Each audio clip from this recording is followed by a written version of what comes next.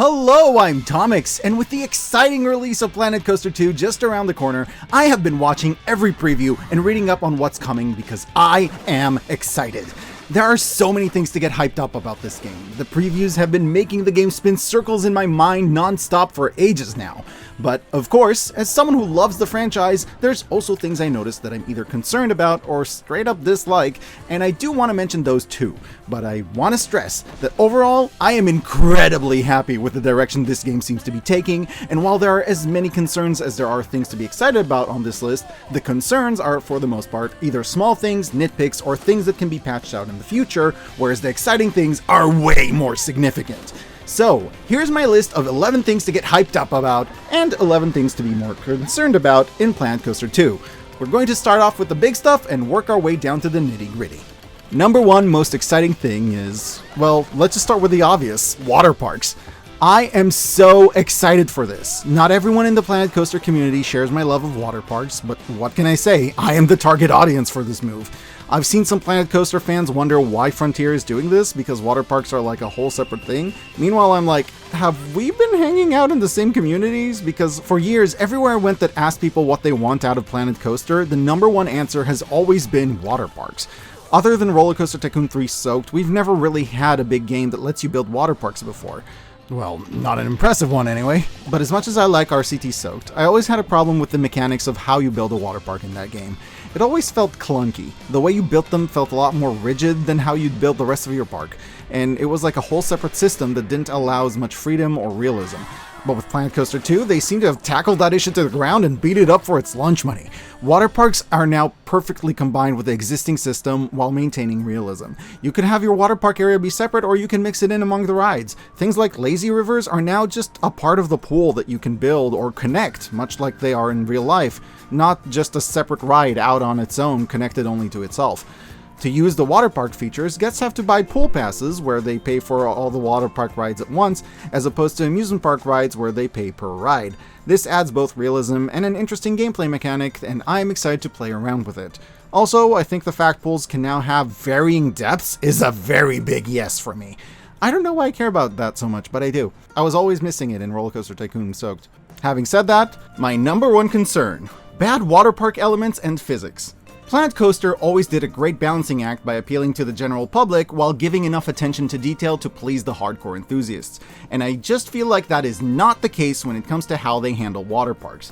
The physics of water slides are way off, and some of the elements are ridiculously unrealistic.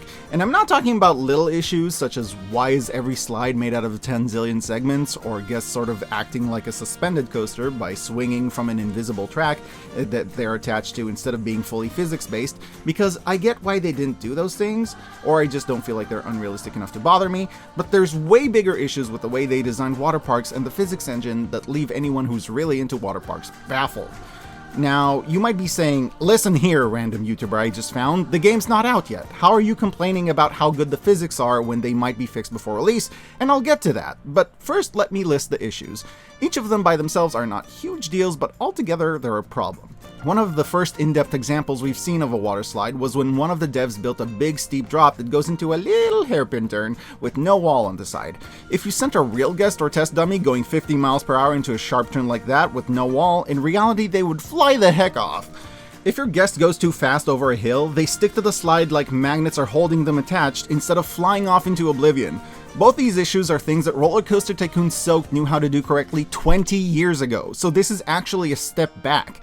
And it's especially perplexing because Planet Coaster's flinging guests with rides mechanic was such a selling point that Planet Coaster 1 had an entire trailer dedicated to it. Now, I get that realism isn't for everyone, and the casual player wouldn't want guests flying off of every single slide they built just because they're not physics experts, so I'd expect some unrealism and a bit of magnetized guests, but to a degree, this just looks bad. Part of the challenge of designing water slides is the fact that they're a little more loosey-goosey than coasters, and you have to account for that. That seems to be completely removed in the game. It was annoying enough when the bobsled coaster in Planet Coaster 1 did this, but here it feels worse. Or tube slides, for example. When a tube slide turns in real life, you go a little bit up the side of the wall, maybe a lot. Anytime I've seen it in Planet Coaster 2, it was like a boxy shaped slide, and the tube doesn't even go near the sides, even when it's a sharp turn. That is not how physics. That's not at all how physics. Also, this thing. Seriously, everything is wrong with this thing. Okay, listen, if you're not a waterpark nerd, you might not even get why this bothers me, because you will look at this and you will look at this and think they're the same. But oh my god, no. It's way too steep to be safe. This would not be survivable in real life. Not to mention that from the footage, it looks like how much a guest swings from side to side isn't determined by their speed, it's determined by an invisible path they follow, which was maybe one of the worst things in Roller Coaster Tycoon 3 Soaked. Track elements that should heavily change based on how fast you're going are still being decided by an invisible path. And this curvy, steep, open airdrop thing into it would fling guests off in real life, but barely even accelerates them in the game. Just no. Everything about this slide piece is wrong.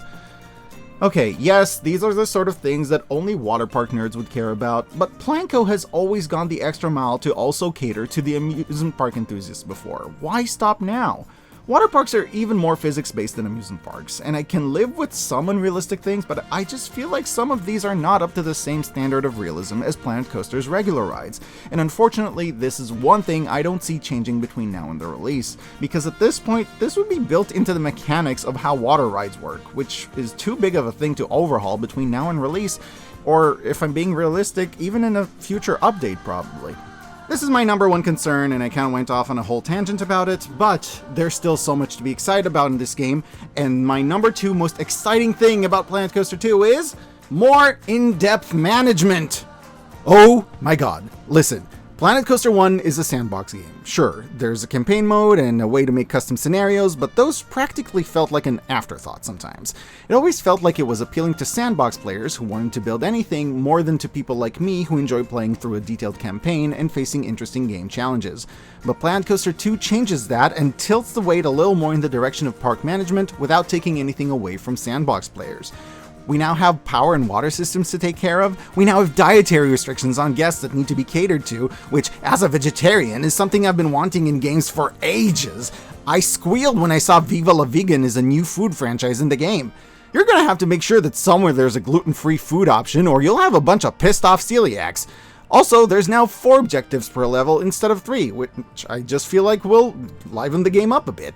And one of my biggest issues with Planet Coaster 1 was always how you start with a large plot of land that you have full access to. In the Roller Coaster Tycoon series, having to buy more land to expand your park was often part of the challenge, and Planet Coaster 2 brings that back with extra awesome sauce by having different Really? Awesome sauce? And Planet Coaster 2 brings that back with extra awesomeness by having different plots of land you can purchase, all of which can have different restrictions on them, such as only being able to build certain things or up to a certain height. I actually suggested this idea to a game developer who was working on a park game once. I'm thrilled to see it included in this game. I feel like these new features will encourage more people to try building custom scenarios for the game, extending its life for people who are more into campaign and challenge parks like myself, and I personally cannot wait to create some custom scenarios of my own. I'd still like to see scenarios that are not just throwing some objectives at you at the start and leaving you alone until you tackle them. I feel like some of the best build and management games out there, like Frostpunk or Tropico, have scenarios that evolve organically or throw curveballs and story beats at you. But this is still a huge step in the right direction as far as I'm concerned. Number 2 concern, pre-order feature lock. Planet Coaster 2 has the option of pre-ordering it, and much like any other self-respecting game, that option comes with perks to encourage you to do it, since game developers basically get a whole bunch of benefits from pre-orders. In this case, the pre-order bonus is 3 rides: the rotating ride, the water coaster, and the cube.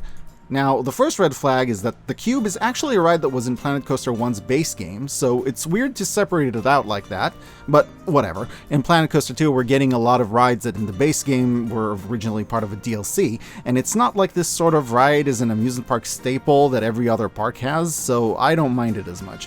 And the other 2 rides have similar alternatives in the base game that, while not identical, could be used to serve similar purposes. I just worry because a lot of people, especially enthusiasts, may still want these rides in the future with no way to get them, and I'm worried about the corporate mentality that's willing to lock content away permanently like that. It makes me flash back to all those custom scenarios in Planet Coaster 1 that I couldn't play, or rather, I could play but couldn't save, because they had like an item or 2 from the Ghostbusters DLC that I didn't care about, because obviously content creators who love the game will get whatever they can for it and use everything they have when they create stuff. So if you didn't grab these items in time, you might not be able to play what they create. By itself, it's not the end of the world, and I can see from a marketing standpoint that it makes sense to have a pre-order bonus with content that a lot of people really want. But I just worry it's one step in a direction that I'd rather see Frontier's marketing campaign not get any closer to. Personally, I'd like it if these rides were made available to get some other way in the future, whereas the pre-order bonus was either that you get them for free instead of paying for them, or some other less significant exclusive content, such as Planet Coaster 1's Golden King Coaster Entertainer skin, which, while nice to have, is certainly not something you couldn't do without. Number 3 most exciting thing is the customization of rides. When Planet Coaster 1 came out, people were complaining about how some of the rides come pre-themed. They wanted rides that didn't have built-in theming, so they can decorate them however they wanted to fit whatever theme or area they wanted to put them in. Like, having a witch carousel or an aquatic Ferris wheel mean that those are rides that you won't be able to put in, let's say, a space-themed area. Frontier listened, and in the future, almost every ride they added was unthemed. Well, in Planet Coaster 2, they took that even further than anyone expected them to, and made it so all rides come practically bare bones, and you can actually attach the theming onto them, and it will move along with the ride, as well as apply different textures to them. Hell, you can stick scenery pieces on freaking roller coaster trains now to make them look however you want. Nobody even saw this coming, and when they announced it, all the Planet Coaster nerds went crazy with excitement. We've already seen how with this system, one single ride can be made to look like several completely different rides. I love, love, love it! And the Planet Coaster community is so creative and good at pushing the abilities of the game to its limits, way past what the devs even thought was possible, that I cannot wait to see the crazy stuff people make with the system. No well-themed coaster will ever look alike again. One mine train might look like an actual train, while another would look like you're riding around in geodes and crystals, while another will, I don't know, literally just be shooting fire in every direction or have a tree stuck in front of it, because that's a thing you can do now. People are already brainstorming ways to make it look like there's traffic going by attaching a car scenery item to a ride that's hidden underground, making it look like the car's driving around on its own. Can you attach entire houses to rides and make a Howl's Moving Castle type thing? I don't know! I can only imagine what people will do with this. It's incredibly exciting. Number 3 concern. Food or drink stalls. Food stalls. Drink stalls. Food stalls. Drink stalls. They've been a staple of amusement park games since the very earliest days of Theme Park, way back in 1994. They were in Theme Park World, Theme Park Inc., Roller Coaster Tycoon 1, Roller Coaster Tycoon 2, Roller Coaster Tycoon 3, Roller Coaster Tycoon World, Planet Coaster, and Parkitect. Basically every big amusement park game in the past 30 years. It is 2024. Can we please have a store that sells both food and drink? I know, groundbreaking. I don't know if the general audience is ready for this level of innovation, such cutthroat commitment to realism. I realize it may take countless research and development teams to implement this into a game, but as I understand it, a lot of places in real-world parks, and even out of parks, who sell food also, get this, sell drinks! For real, how is this not a thing yet?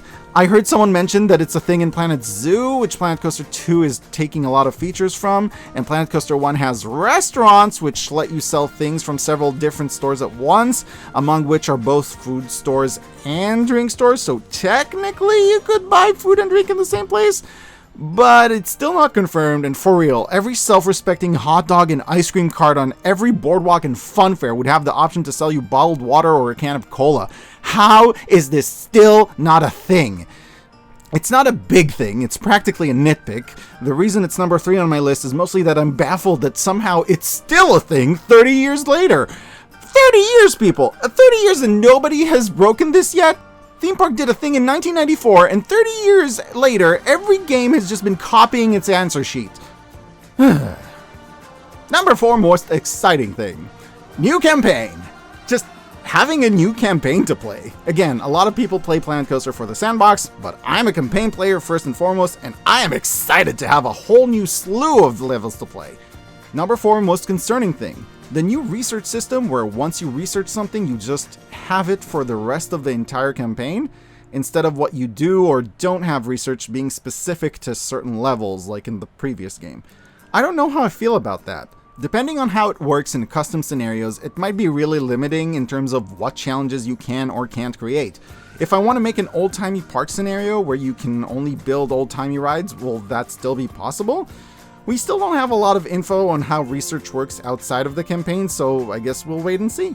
Number 5, most exciting thing. Weather and shadows matter. So, after Waterparks, the second most requested feature for Planet Coaster has always been weather, so it honestly comes as no surprise to me that we do in fact get weather in Planet Coaster 2. It's even less surprising given they put it in Planet Zoo. What is surprising to me is the new inclusion of the importance of protection from the sun.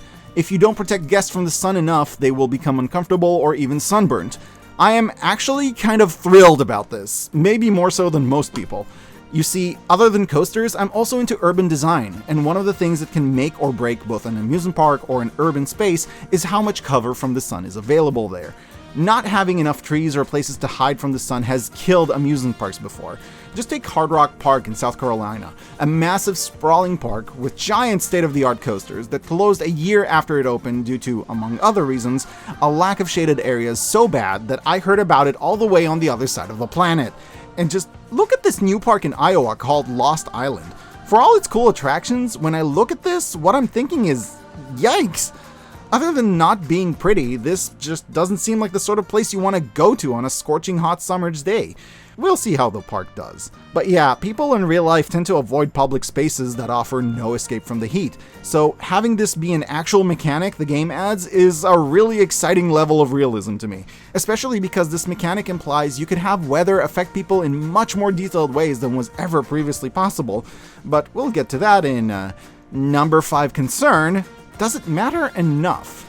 Okay, so Parkitect is a very cute and fun amusement park management game, and one of my favorite things about it is that weather matters there more than in any amusement park game I've ever seen. Because when it rains, not only do people avoid riding coasters and rides that aren't covered, but indoor or covered rides become overwhelmingly popular. So if you take the time and money to build an entire freaking building around your roller coaster, then bad weather affects it positively, because everyone will be rushing to the indoor rides. This is true for real world parks as well. The more you cover your rides, the bigger your expense is, but the more weatherproof your park becomes. And Planet Coaster 2 has added weather. It has added shadow mechanics, which allows you to know if an area is protected from the sun or not, and yet in the whole entire section where they spoke about the many ways weather affects your park, they never once mentioned anything about covering indoor rides or if rain has any effect on that. And I don't know, it just seems like a weird oversight to me. They have all the puzzle pieces, it's kind of weird they didn't just put them together or just haven't talked about it despite all the other mechanics they have talked about. I'm hoping to see it become a thing in the future. There's quite a few more things to be both excited and concerned about, but I think I'll leave this video as a top 5 and continue the rest in a part 2 video if I see there's interest. I will say though, the excitement is definitely miles higher than any concerns I may have. You know that thing that you're excited about and you're surprised I didn't already mention? That's on part 2 of my list, probably. So, if you enjoy this video, please let me know, not because of the algorithm, but because this video's a lot of work and I want to make sure you enjoyed it before I do another one of these. So let me know what you think. If you're watching this before part 2 is out, why not check out one of these videos? I like to talk about Sim Tycoon games from time to time. Until next time, I've been Tomix, I currently am Tomix, and will hopefully continue to be Tomix, and I will see you in the next video.